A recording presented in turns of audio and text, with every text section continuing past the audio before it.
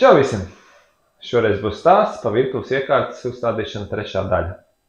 Šajā daļā tika montēta apakšējie plaukti, augšējie plaukti, virsma, plīts virsma,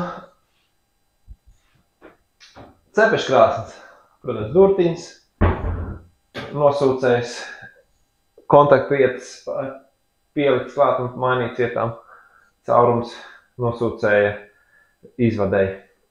Šajā stāstā nebūs komentāri attiecībā pret, kas tiek darīts, jo viss jau bija iepriekšējos divos.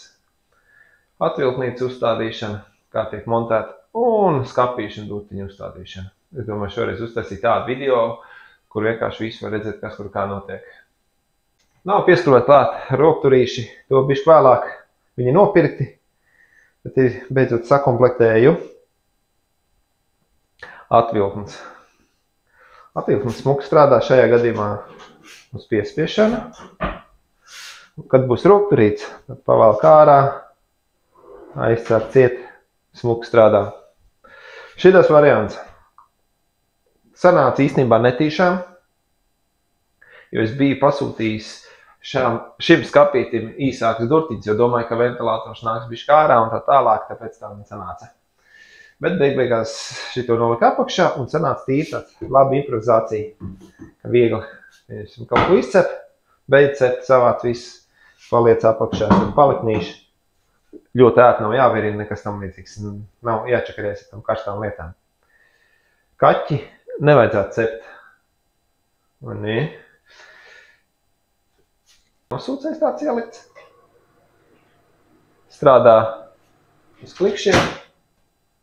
Nu, ja jums patīk šādēļ saturs, liekam patīk. Ja nepatika, piedodiet, žēl. Pagaidām tāda situācija ar celtniecību, tagad krāja naudu priekš celtniecības verandas būvniecībai. Turpinājums. Un, ja jūs neesat abonējuši, abonējiet. Cik tur tā darba klikšķi. Un nospiediet vēl uz zvaniņa, lai redzētu jaunākos video. Labi, atā! Tiekamies līdz nākamajai reizei.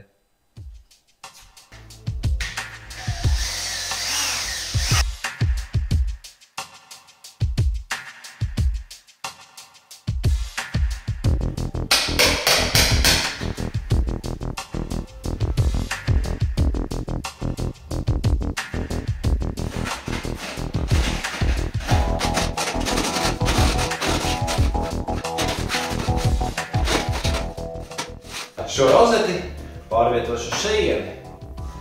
Un šeit pievienošu vēl vienu rozeti.